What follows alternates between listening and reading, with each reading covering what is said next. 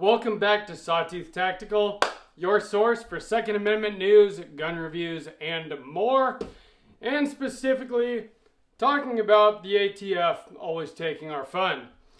Today, we are once again talking about the pistol brace rule, but there are other things that have to do with that. They just vacated the frame and receiver rule, and I think that this bodes very well for us when it comes to other things that the ATF is doing, overstepping their authority and usurping our rights. So make sure you subscribe to Sawtooth Tactical. So a couple of big things happened this week.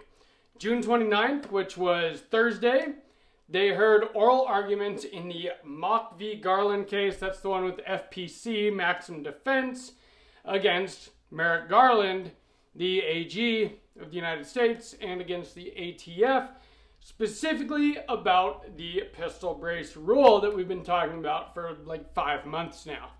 And so this is good, hopefully. You know, things could go either direction, obviously, in court.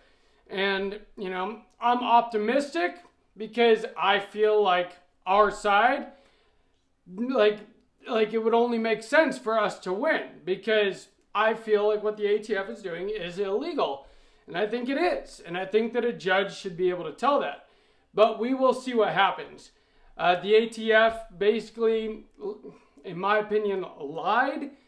They, said that pistol brace firearms have been illegal SBRs this entire time, and that they've always considered them to be SBRs. But we know for a fact that that's not true, because there are letters out there that the ATF put out saying that pistol braces did not make your firearms into SBRs. And obviously, they weren't charging people for having, possession of illegal SBRs for the last decade. And, shorter barreled firearms with braces were one of the most popular firearm types that people bought for a long time. So obviously they haven't always been illegal SBRs according to the ATF, or they would have been arresting people for them forever, and nobody ever would have used braces, because the only reason that people were using braces, if they weren't injured, was to not have to, was so they could have a legal firearm that wasn't an SBR, right? So anyway, so that happened. They have not made a decision yet, but we are closer to getting this whole thing figured out. They're trying to get an injunction for the entire nation, which we might get. I think that there is a bigger picture here, and instead of just trying to vacate the brace rule, which I would definitely be happy with, get a national injunction, which would also be a win, we need to legalize SBRs. There's no reason that we should even be dealing with this in the first place. Braces were this workaround thing, around the NFA kind of, but you know what? We shouldn't even have to work around the NFA. SBRs aren't dangerous and unusual. If a pistol is perfectly fine and a rifle is perfectly fine, why is something in the middle not? But that's just my opinion. Another big thing happened, the frame and receiver rule. This is like the thing about 80%ers, all that stuff. That rule was vacated. The court said that the ATF did not have the authority to do what they were doing. And I think that this does bode well for us, because I think that it'll, it's good case law. It'll show that all of these things that the ATF under the Biden administration, all of these different things they've been doing to try to take away our Second Amendment rights are not within their statutory authority.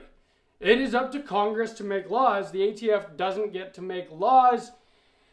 They are just there to enforce existing laws. And really, Brandon Herrera brought this up very well. He recently testified against the ATF, which I think is absolutely awesome.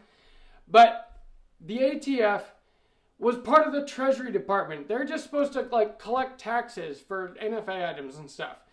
They were never meant to be this organization that makes their own laws through rulemaking process and reinterpreting statutes to make law-abiding citizens into criminals. That's not what the ATF is supposed to do.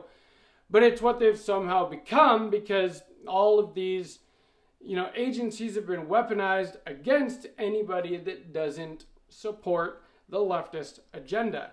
And that would be most firearm owners, obviously, right?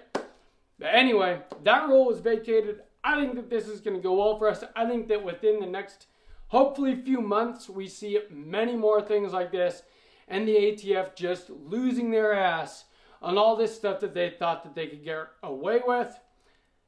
That's my hope. Things could go either way.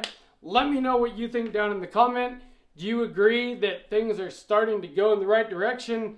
And hopefully, instead of just always playing defense, we need to play offense. Instead of just trying to stop the ATF from enforcing these tyrannical rules, we need to go against, having silencers and SBRs on the NFA, or just the NFA and the GCA in general. These are antiquated laws that don't apply to modern firearms, firearm enthusiasts. People that own silencers, SBRs, and stuff are not criminals. Generally, these are people that are just enthusiasts and they want the best tool for the job. And we shouldn't be making criminals out of those people, but we also shouldn't have to pay for $200 tax stamps and wait a year to get an item that is not dangerous and unusual. For my 300 blackout build, I've been waiting on my suppressor for 9 months now. 9 months. I still have no idea when they'll approve it. That's absolutely ridiculous, and that's the kind of stuff we need to be fighting against. Let me know if you agree in the comments. Make sure you're subscribed. Hit that like button if you enjoyed this video or got any value out of it.